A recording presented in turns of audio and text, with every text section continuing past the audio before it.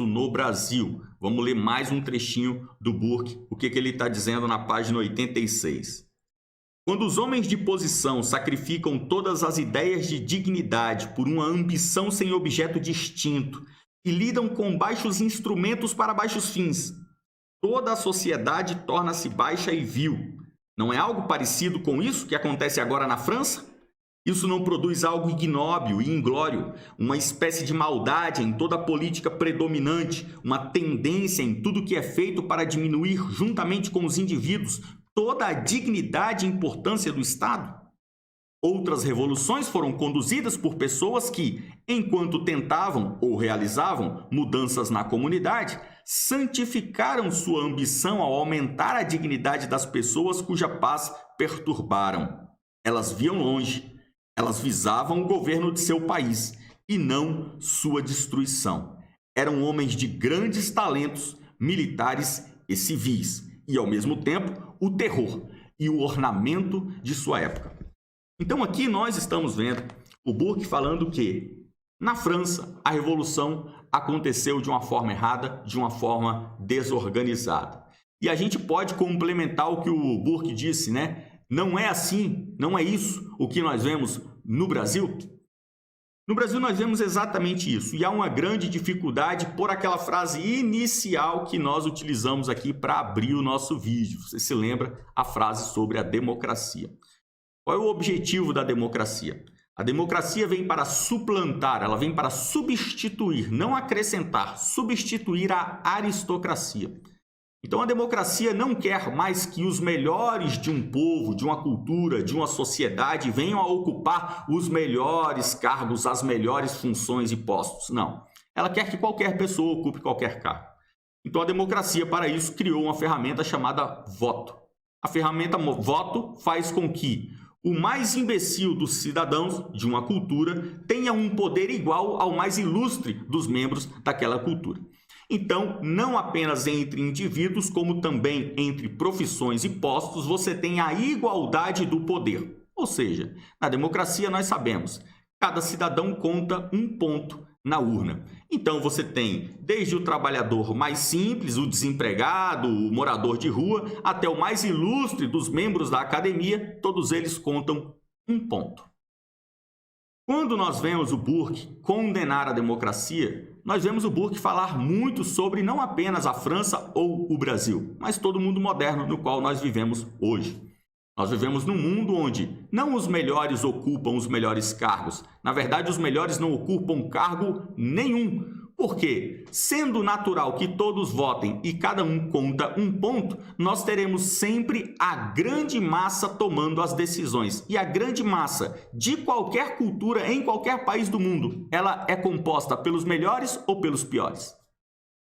Quando nós falamos sobre melhores e piores hoje, as pessoas tentam associar isso com intenção, boa vontade.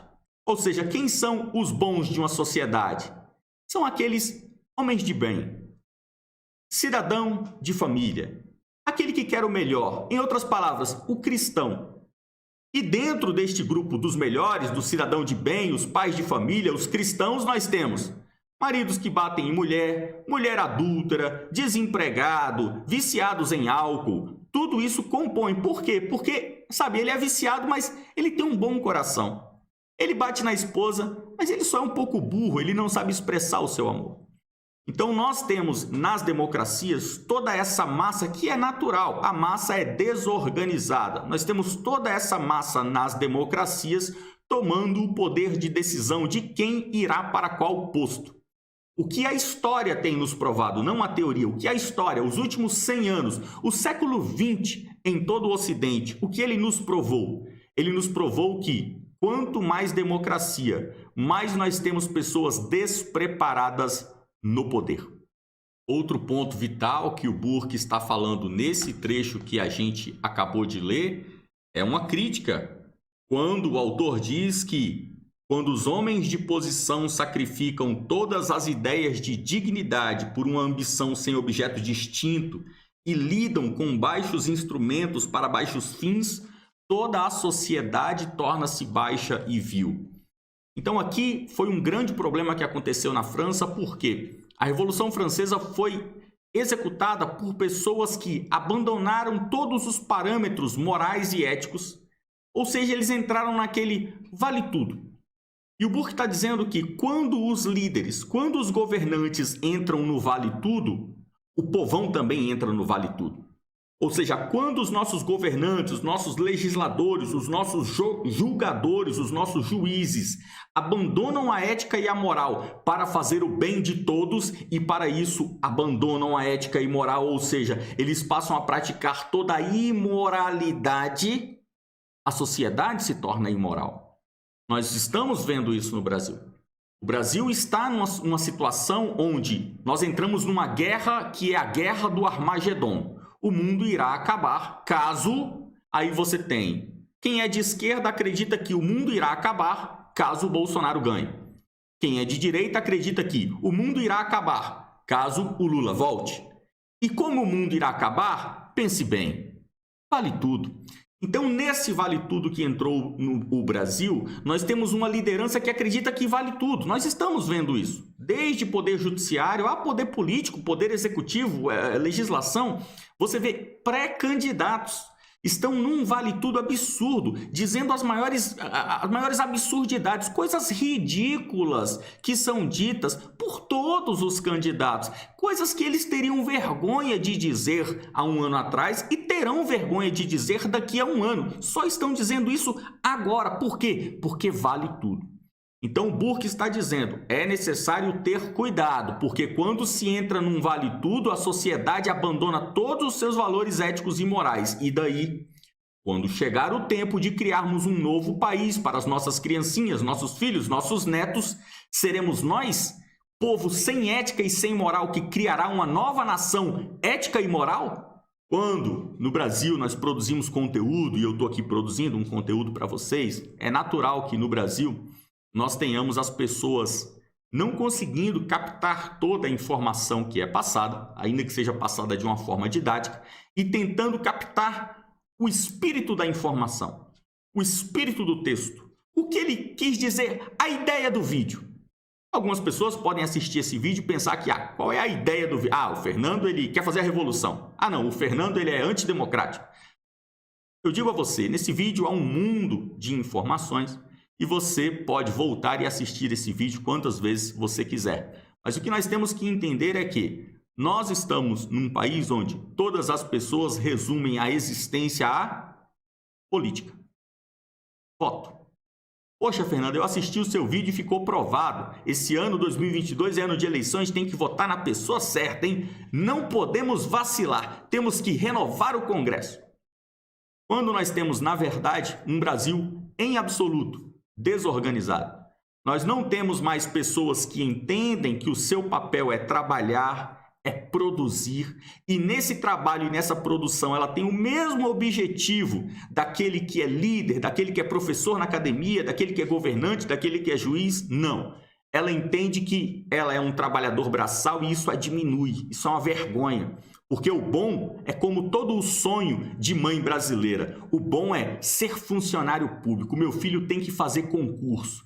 Então, no Brasil, o cara que não é alguém que é funcionário público, ele se sente diminuído. Ele fala, poxa, que pena, eu só sou um entregador do iFood, eu sou um fracassado, eu tenho que passar nem que seja para entregador de iFood da prefeitura, porque daí eu serei funcionário público, eu serei o melhor do... Então isso é difícil no Brasil, porque as pessoas não entendem a glória de seus postos.